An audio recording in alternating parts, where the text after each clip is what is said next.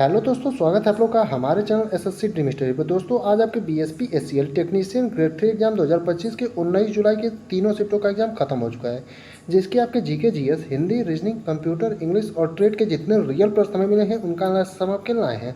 उससे पहले अगर आप लोग चैनल पर नए हैं तो चैनल को सब्सक्राइब करिए और वीडियो को लाइक करिए और अपने दोस्तों के साथ ज़्यादा से ज़्यादा शेयर करिए।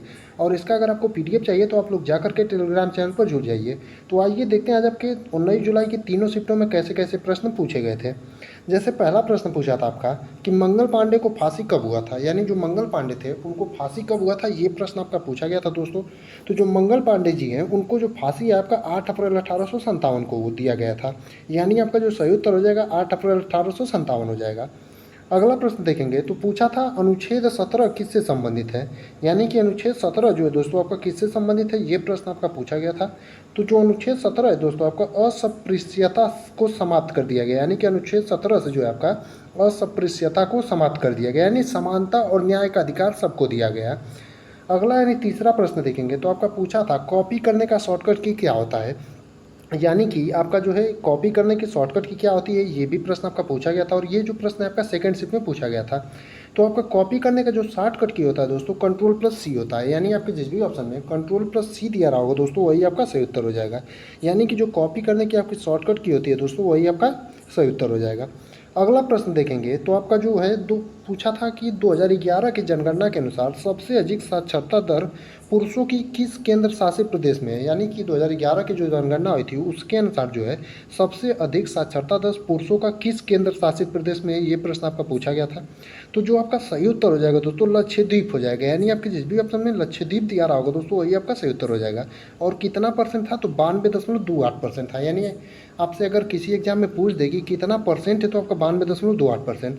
अब अगला आपका एक प्रश्न है जिसको हमने लिखा नहीं है, आपसे सिर्फ पूछना चाहते हैं कि आपका इसी प्रकार से दिया था या फिर किसी दूसरे प्रकार से। जैसे एक प्रश्न था आपका कि 2024 ओलंपिक में, यानी कि आपका पेरिस ओलंपिक में जो है भारत की तरफ से जो है मेडल से संबंधित कुछ प्रश्न था। तो आपको बता देते हैं कि आपका मेडल से संबंधित 2 मेडल आपका जो है मनु भाकर ने जीता था, और आपका सिल्वर मेडल अगर पूछा होगा तो नीरज चोपड़ा ने जीता था। और किसमें, तो भाला फेंक में। बाकी आप लोग कमेंट करके बताइएगा कि ये क्वेश्चन आपका जो है किस प्रकार से पूछा था, 2024 का जो है मेडल से संबंधित वाला जो प्रश्न था। और ये जो प्रश्न था आपका थर्ड शिफ्ट में पूछा गया था। तो अगले प्रश्न की बात करते हैं तो पूछा था आपका sulphur hexafluoride circuit breaker SF6 CB किस तरीके से काम करता है, यानी कि आपका जो sulphur hexa fluoride circuit breaker SF6 CB है जो, तो वो किस प्रकार से काम करता है, ये प्रश्न आपका पूछा गया था। तो जो आपका सही उत्तर हो जाएगा ऋणात्मक तरीके से, यानी आपके जिस भी ऑप्शन में ऋणात्मक तरीके से दिया रहा होगा दोस्तों वही आपका सही उत्तर हो जाएगा। अगर इसका उपयोग पूछ देता है यानी SF6 CB का, तो यह एक गैस को आर्क को बुझाने और विद्युत सर्किट को इंसुलेट करने, विद्युत सर्किट के लिए उत्कृष्ट माध्यम है, यानी इसका उपयोग हो जाएगा। अगला प्रश्न देखेंगे यानी छठवां वाला आपका पूछा था कि एनी बेसेंट ने 1898 में किस कॉलेज की स्थापना की थी, यानी कि एनी बेसेंट जो थी दोस्तों उन्होंने 1898 में किस कॉलेज की स्थापना की थी, ये प्रश्न आपका पूछा गया था। तो जो एनी बेसेंट थी दोस्तों उन्होंने 1898 में जो है सेंट्रल हिंदू कॉलेज की स्थापना की थी, यानी आपका जो सही उत्तर हो जाएगा सेंट्रल हिंदू कॉलेज हो जाएगा, जो कि बाद में जो है आपका बनारस हिंदू विश्वविद्यालय यानी BHU का हिस्सा बना। यानी कि आपका जो सेंट्रल हिंदू कॉलेज था दोस्तों बाद में जो है बनारस हिंदू विश्वविद्यालय BHU का हिस्सा बन गया। अगला प्रश्न आपका पूछा था अंडो करने की शॉर्टकट की क्या होती है, यानी कि अंडो करने की जो आपकी शॉर्टकट की होती है वो क्या होती है, ये प्रश्न आपका पूछा गया था। तो अंडो करने की जो आपकी शॉर्टकट की होती है दोस्तों कंट्रोल+Z होता है, यानी आपके जिस भी ऑप्शन में कंट्रोल+Z दिया रहा होगा दोस्तों वही आपका सही उत्तर हो जाएगा। यानी कि अंडो करने की आपकी शॉर्टकट की जो होती है कंट्रोल+Z होती है। एक प्रश्न था ब्रिटेन के प्रधानमंत्री 2024 में कौन बने, यानी कि 2024 में जो है ब्रिटेन के प्रधानमंत्री कौन बने, ये प्रश्न आपका, ये जो प्रश्न है एग्जैक्ट किस प्रकार से पूछा था वो आप लोगों में से जिसने भी सेकंड शिफ्ट में पेपर दिया था वो कमेंट करके जरूर बताएगा। बाकी आपको बता देते हैं कि 2024 में ब्रिटेन के नए प्रधानमंत्री अगर पूछा होगा तो आपके कियर स्टारमर बने थे 5 जुलाई 2024 को। अगर इनसे पहले बात करें तो आपका ब्रिटेन के प्रधानमंत्री जो थे वो भारतीय मूल के आपके ऋषि सुनक जी थे। अगला प्रश्न आपका पूछा था यूनेस्को समिट 2024 कहाँ पर आयोजित हुआ था, यानी कि यूनेस्को समिट 2024 जो है दोस्तों आपका कहाँ पर आयोजित हुआ था, ये प्रश्न आपका पूछा गया था। तो जो आपका यूनेस्को समिट 2024 है दोस्तों आपका भारत में आयोजित हुआ था, और ये जो है आपका 46वां सेशन था विश्व धरोहर का, यानी कि आपका जो सही उत्तर हो जाएगा भारत हो जाएगा। अगला प्रश्न देखेंगे तो इस प्रश्न में थोड़ा सा कन्फ्यूजन है, क्योंकि एक बच्चे ने बताया कि आपका खेलो इंडिया गेम्स 2025 का शुभांकर पूछा था, एक ने बताया कि आपका 2025 पैरा ओलंपिक का शुभांकर पूछा था। बाकी हम आपको दोनों को बता देते हैं क्या होता है। बाकी आप लोगों में से जिसने भी पेपर दिया था वो कंफर्म कर देगा कि आपका पूछा किसका था। तो खेलो इंडिया गेम 2025 का जो आपका शुभांकर होगा दोस्तों, गज सिंह होगा, जो कि आपका हाथी की शक्ति और सिंह के हृदय का प्रतीक है। अगर आपसे किसी दिन पूछ दे कि यह शुभंकर आपका लिया कहाँ से गया है, तो यह शुभंकर जो है आपका नालंदा और बोध गया के पाल वंश के अभिलेखी विरासत से लिया गया है। अगर आपका ये पूछा होगा कि 2025 पैरा ओलंपिक का शुभांकर क्या था, तो आपका विराज था। यानी अगर आपके जिस भी ऑप्शन में विराज दिया रहा होगा वही आपका सही उत्तर हो जाएगा। एक प्रश्न आपका पहले शिफ्ट में पूछा था कि शीर्ष का परिवाचिक शब्द नहीं होता है। एक बच्चे ने बताया कि शीर्ष का परिवाचिक शब्द पूछा था और एक ने बताया कि शीर्ष का परिवाचिक शब्द नहीं होता है। तो ये जो है आपका ऑप्शनल बेस्ड क्वेश्चन है। बाकी आप लोग कमेंट करके बताइएगा कि आपका ऑप्शन दिया क्या था। बाकी आपको शीर्ष का कुछ परिवाचिक बता देते हैं, जैसे शीर्ष के परिवाचिक आपके शिखर होते हैं, चोटी होता है और कगार होता है। अगर आपसे नहीं पूछा होगा तो नहीं, बाकी आप लोग ऑप्शन बताइएगा कि क्या ऑप्शन में दिया था। अगला प्रश्न देखेंगे तो पूछा था प्रदीप्त लैंप की दक्षता कितनी होती है। यानी कि आपका जो प्रदीप्त लैंप होता है दोस्तों, उसकी दक्षता कितनी होती है, ये प्रश्न आपका पूछा गया था।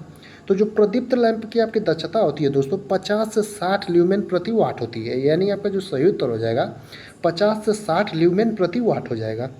अगला प्रश्न पूछा था भारतीय संविधान में 22 भाषाएं किस अनुसूची में है। यानी कि भारतीय संविधान में जो आपकी 22 भाषाएं हैं दोस्तों, किस अनुसूची में हैं, ये प्रश्न आपका पूछा गया था।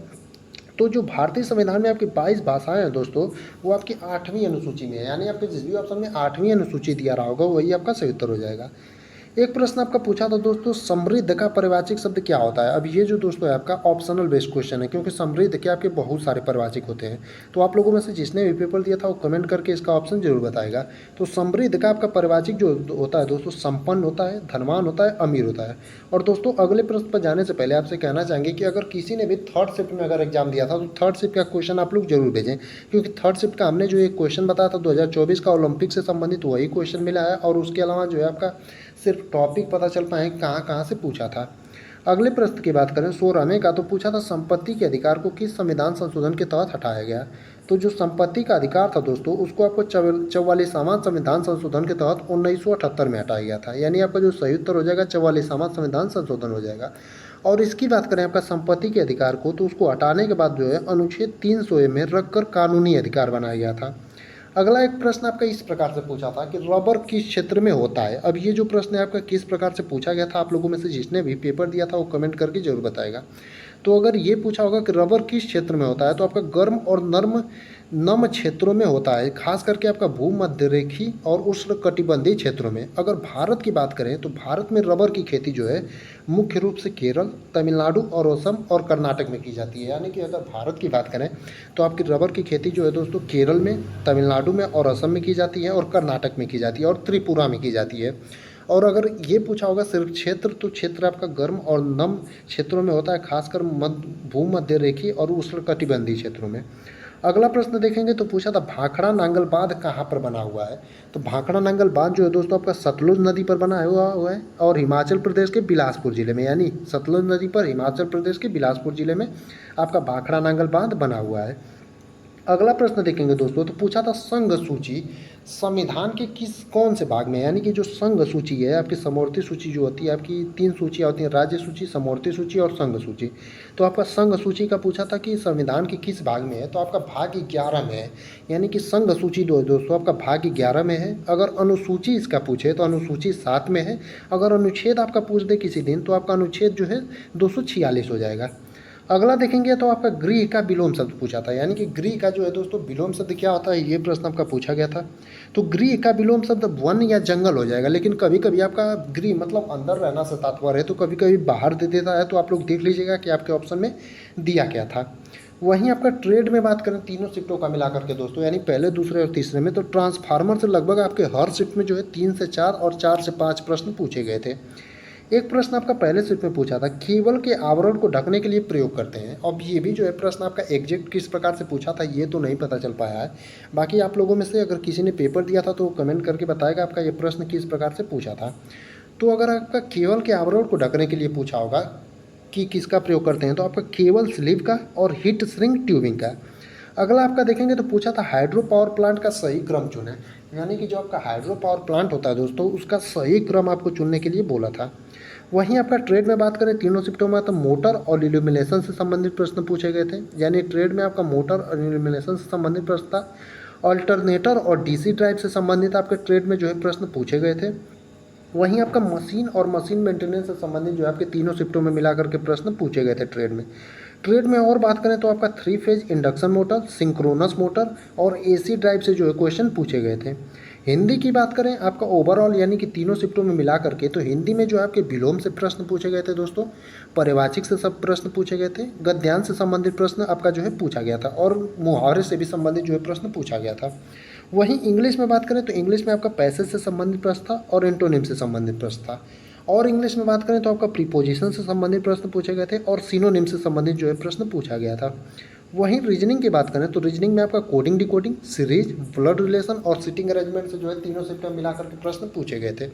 यानी कि आपका सबसे ज़्यादा वेटेज अगर बात करें तो आपका सीटिंग, आपका कोडिंग, डिकोडिंग और आपका जो सीरीज वाला क्वेश्चन है, यहाँ से रीजनिंग वाले क्वेश्चन आपके जो है दोस्तों ज़्यादा पूछे जा रहे हैं। वहीं कंप्यूटर में बात करें तो आपका MS Word, Excel, PowerPoint, email, virus, internet, इन्हीं सब टॉपिकों से आपका तीनों शिफ्टों में मिला करके पूछा गया था। जैसा कि हमने आपको बताया कि तीसरे शिफ्ट का आपके सिर्फ 1 से 2 क्वेश्चन हमने बताए वही पूछे गए थे। बाकी आप लोगों में से अगर किसी ने पेपर दिया था तो तीसरे शिफ्ट का क्वेश्चन, दूसरे शिफ्ट या पहले शिफ्ट, किसी का अगर कोई भी क्वेश्चन आपको याद हो तो आप लोग कमेंट करके जरूर बताएं, और किसी भी क्वेश्चन में अगर थोड़ी मोड़ी गड़बड़ी हो तो उसे भी आप लोग कमेंट करके जरूर बताएं।